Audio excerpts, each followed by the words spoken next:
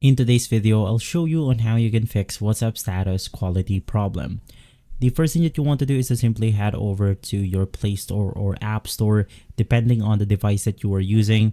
Simply, I have my Android device, so I'll head over to the Play Store, search for WhatsApp, and then we want to make sure that our WhatsApp application is updated to the latest version, making sure that we have no network problem. From there, let's then open up the application.